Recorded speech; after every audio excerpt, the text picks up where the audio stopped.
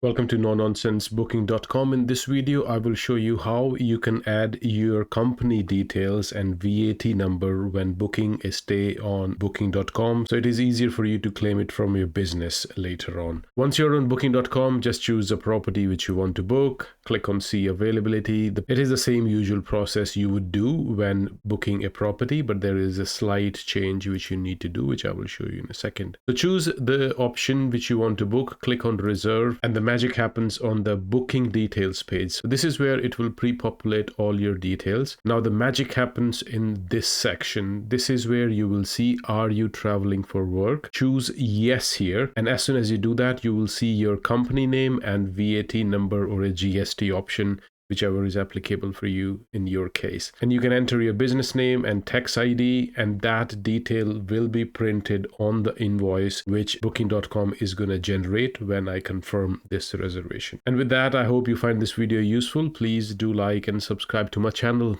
I wish you have a wonderful day wherever you are. Until next time, bye-bye.